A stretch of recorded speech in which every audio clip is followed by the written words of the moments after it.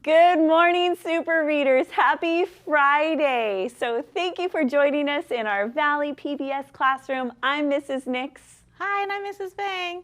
And I'm Mrs. O'Leary. And this is a place where we come to learn, to practice, and to grow our brains to become even stronger readers, writers, and thinkers. So let's get started by warming up our brains with some ear training called Daily Phonemic Awareness. Now today with our Daily Phonemic Awareness, we're going to be doing some blending. One of the best strategies for practicing blending, in my opinion, is getting out our arms. I'm going to give you some sounds and we're going to blend them together. So put your arm out at home and here we go. Here are some sounds. B, ul, a, k. Now blend it together. Black. Good job. Go fast. Black. Excellent job. Let's do it again. How about k, ul, I, p. Clip. Clip. Great. Let's do a third word. How about this one? G, ul, ass. Glass. Glass. Good job. Last one. Let me see if I can trick you. Here we go. Slim. Slim. Slim. Great job. That was fantastic. Did you notice a sound that was in all of those words we were practicing today?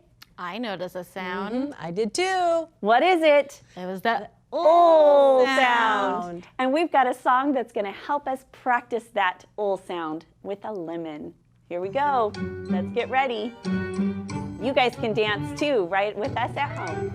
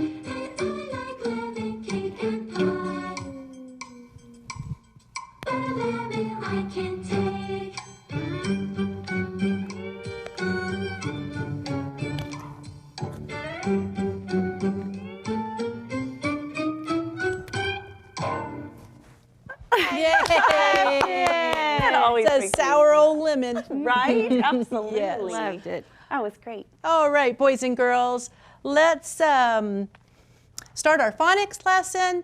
And today is the last day that we will be focusing on that ul sound with our lemon card. Ul, lemon, and it's spelled with an L.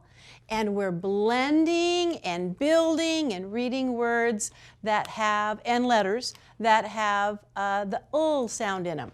So before we start blending and building words, let's look at some of our L blends, okay, that we've been reviewing. So the very first one is sul, sul. Good job. Say them with me, boys and girls. The next one, bull, bull. Good job.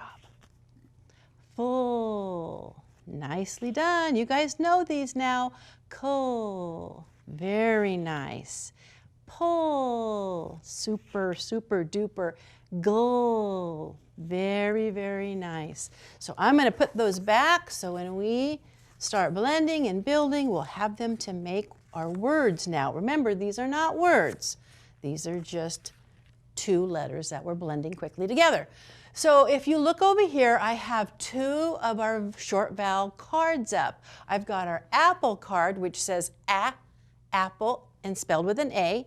And then I have our insect card, which is our insect spelled with an I card, and we went over that last week all week long. So underneath each of the cards, we're going to blend out these words, and then we're going to create and build words just right from these words. I'll show you what I mean. So let's blend out this first word together. L, a, p, p. Do it again. L, a, p, lap. Very good. So, boys and girls, if I take one of our blends and I put it right at the beginning, I cover up that L and I put it right in front of the A and the P, do I have a new word? I do, yes. What is it? Can you blend it out? Slap, slap. Very good, a new word. Let's do another new word with that same A vowel, short vowel sound. Let me pick this one, and I'm going to just put it right in front of the S and the L. So now I have the FL. Remember what that sound is? Flap, flap. Very good, nice. That's a new word, just by adding a new beginning to the word. Let's see, let's do one more. How about this one? Put this in front of it. And we have a new word that we're building a new word. And what do you think it is? Clap, clap. Yay! Give yourself a round of applause. You did a great job. All right, let's go over to our insect card now and our short vowel I, which is I. And let's blend this out. L, I, p, lip. Very good, very good. And so we want to make and build a new word. And so I'm going to take the FL and I'm going to ask you to read that word and blend it. Very good, very good. I think I heard it. Full, ip, flip. Very nice. Let's do, you want to do another one? All right, let's take the CL. Oh, I've got it over here with my short A, and I'm going to put it right here. And I have a new word. Think about it, blend it out. Make sure you're using the short I vowel sound now. Clip, clip. Very, very good, very nice. Let's do one more. I got it, how about this one right here? Cover up the C and the L. Now I have made a new word, and try to read it. Good job. Slip, slip. Very good. Very good blending, very good building words. And so let's move over here and read a passage that has some L blends in it. I'm going to grab a pen real quick because I want to circle them as we read them. Again, we have our title first, and then we have a little passage. So let's read the title. Sam can plan. Sam can plan. All right, you're right. I see PL there. And when we see those two letters together, we try to say them quickly and blend them. And that's what we're talking about all week long, is blending letters together. Okay, so let's go. Sam can plan. Very good. There's plan again. Sam can sit. You see any L blend words in there? Me neither. Sam can flip. Very good. Flip. FL is a blend, is our L blend when we put an F with it. He can go up. Ooh, I think that was actually a high frequency word last week. He can come down. I know that was a high frequency word last week. And last sentence, Sam can plan. All right, and there's the PL. Very good reading, boys and girls, and very good blending. So let's start thinking about our high frequency words, because as you can see, when we read things, they pop up a lot. And Mrs. Nix is going to help us with that. Awesome job. Thank you, Mrs. O'Leary. And yes, they do. We often see those high frequency words in our reading. We're using them in our writing. And we can't always sound them out because they don't always follow the rules. Some do, but not all of them. This week, we've been practicing 4 different words. And so I want us to go through and practice them together. So help me read them. Here we go. We have be, good, come, and pull. So using those 4 words, I have 4 sentences right here. Do you remember which one goes with which? Help me out. Let's look at our sentences. I will back. Which word did we use there? Do you remember? I hear you. Let's try it. I will be back. You got it. Great job. Okay, let's try another one. He had a hit.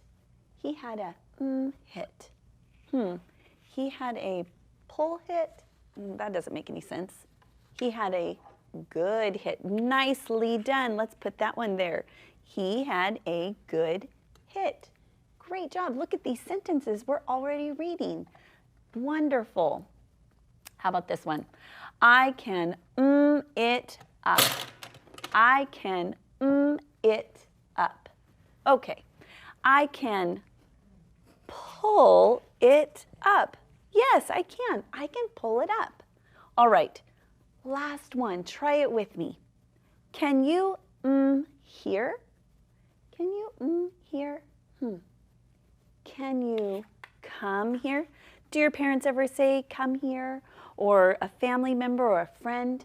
Can you come here? That's right. That's how we use it in a sentence. So all of these are our high frequency words we've been working with all week.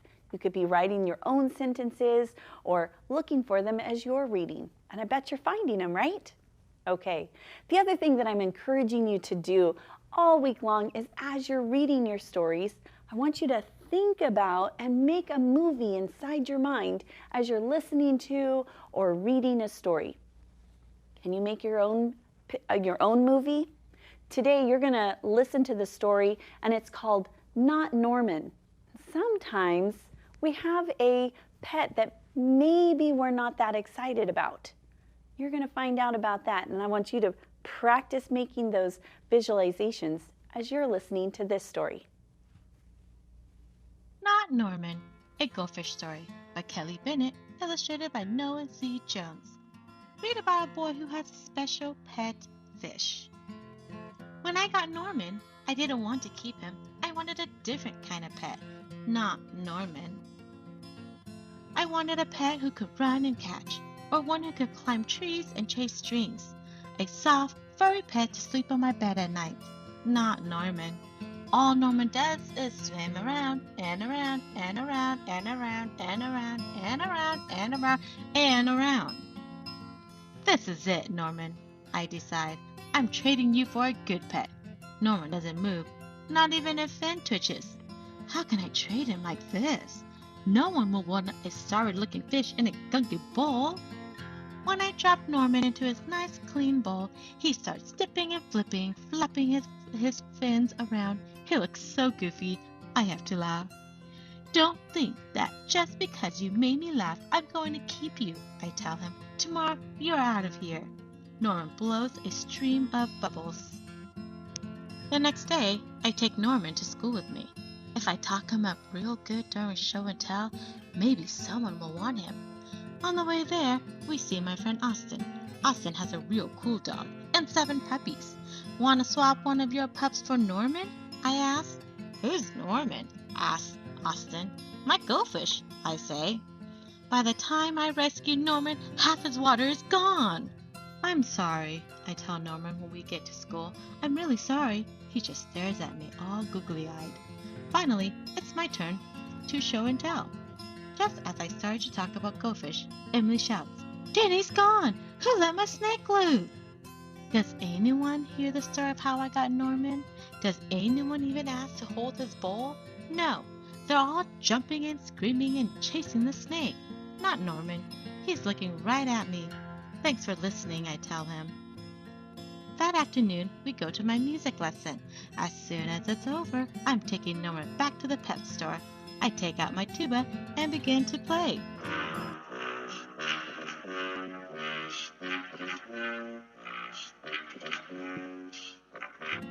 I glance over at Norman. He's swaying back and forth. Bloop, bloop, bloop, bloop, he mouths. Look, Norman's singing. I say, pay attention, snap Maestro, and try to play the proper notes. Maestro makes me stay for extra practice. By the time my lesson is over, it's too late to go to the pet store. Don't think that just because you like my music, I'm going to keep you, I tell Norman. He glugs. That night, I'm sound asleep when screech, screech. What's that noise? Scratch, screech, screech. Nice. There's something at the window. Then, at the corner of my eye, I spot Norman. He isn't scared. He isn't swimming around in circles either. He glugs and gives me a little wave. I'm not alone. Together, Norman and I slide open the curtains. It was just a broken tree branch. Thanks for watching out for me, Norman. On Saturday, I take Norman to the pet store, just like I said I would. I look at the cats and dogs and snakes and birds. I look at the hamsters and mice and lizards too. They all look like good pets, but they are not Norman. When I got Norman, I wasn't sure I wanted to keep him. But now, even if I could pick any pet in the whole world, I wouldn't trade him. Not Norman. I love that story. You did. I did too, retell. Can I retell it? Well, Ricky, how about we answer some questions? I want you to be using your brain. Yep, your brain. And I want you to be thinking about this question that I have for you. Okay. But guess what, boys and girls? If you want to retell the story to your pet or your mom or your dad or your brother, your sister, that's a great idea to do tonight. All right? But today I want you guys to be using your brain, and I want you to help me answer this question. Are you ready? I'm ready. Okay, so it says, how has the meaning of the phrase not Norman changed from the beginning to the end of the story? So throughout the whole story, they kept saying, not Norman, not Norman, right? Or not Norman, or not Norman. You see how I read that? That's what we call expression. So when you're reading, you have to pay attention to what you're reading so you can change your expression as you're reading, because in the beginning, let's read it. I put the first page here to help us. It says, when I got Norman, I didn't want to keep him. I wanted a different kind of pet. Not Norman. Oh, poor Norman. So in the beginning of the story, how did he feel about his pet Norman? He didn't like him. You're right. What did he do? What did he say from our text? Do you remember? He wanted a different pet. How rude. Oh, yes, but he just didn't know. Remember, he really wanted a pet, but he got Norman, and Norman was a fish, and he didn't want Norman, remember? And he kept wanting to trade him. Yes, he did, I know. So in the beginning, he wanted a different pet, right? So when they said, not Norman, he's really saying, not Norman, because he didn't want Norman as a pet. Now, at the end of the story, so here I got that last page of our story for us. Let's read it quickly together. It says, when I got Norman, I wasn't sure I wanted to keep him. But now, even if I could pick any pet in the whole world, I wouldn't trade him. Not Norman. See how I read that? I didn't go, not Norman. No, because how was he feeling at the end of the story? He said, even if I could pick any pet in the whole world, I wouldn't trade him. Not Norman. So, at the end of the story, how was he feeling? Do you remember? Oh, he loved Norman. He did. And what did he say? He said, He said he wouldn't trade Norman for another pet, for any other pet. So, did the meaning of not Norman change? Yes, it did. So, by the end of the story, not Norman means what? And we did most of the work already. Not Norman means, do you want to help me? Okay, thank you. So not Norman means he wouldn't trade Norman for another pet, right? Because he realized that Norman was a great pet. Did you guys enjoy that story? Oh, I know Retail did. Awesome. Now, opinion writing, because it says, which pets are the best and why? So guess what? In opinion writing, it's what you think. So if you think a pet is the best pet, guess what? You're right. If I think a different pet is the best pet, guess what? I'm right, because it's our opinion. It's what we think and how we feel. So we're going to be working on some opinion writing. So let's get our friends to help us. Are you ready? Let's see. Can you call them to come help us? Friends, I need help. Oh, Tina, Scooter. Oh, here they are. They already heard you. Okay, can you guys help us today?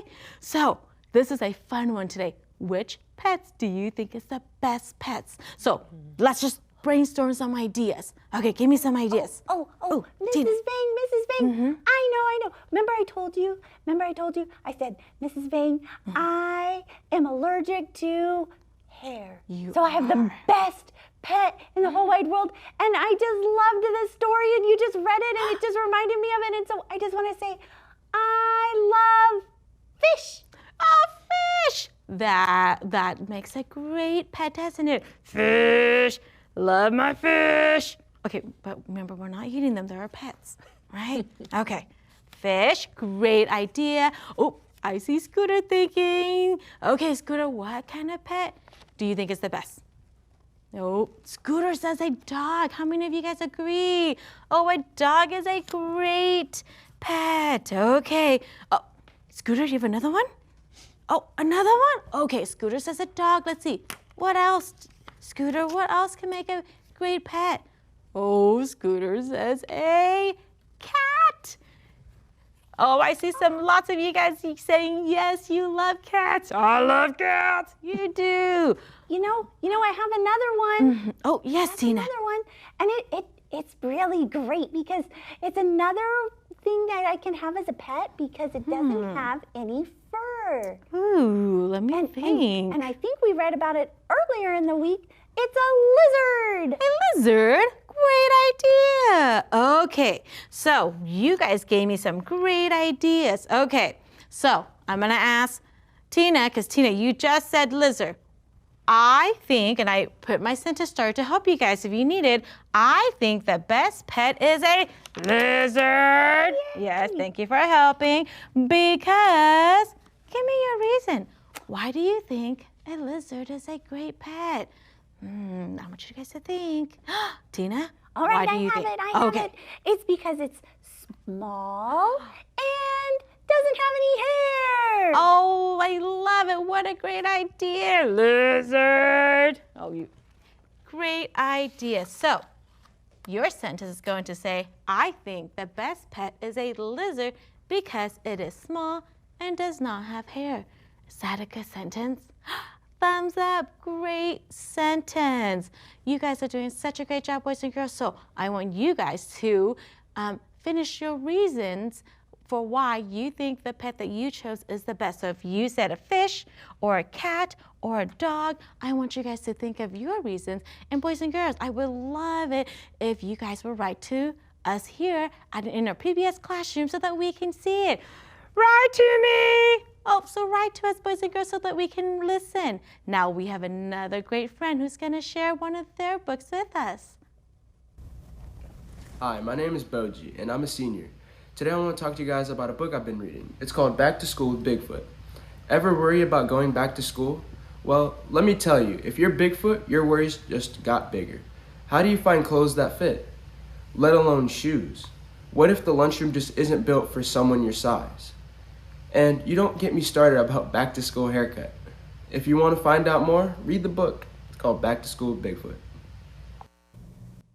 That was a great story, Boji. I can't wait to check that one out and find out what it's like for Bigfoot to be going to school. All those crazy obstacles. It's amazing. Guess what? It's Friday. So knock, knock. Oh, who's there? Snow. Snow who? Snow yous. This joke is over. Oh my golly. You guys have a wonderful weekend. We'll see you guys back here next week. Bye. Take care. Oh my goodness, that was so much fun.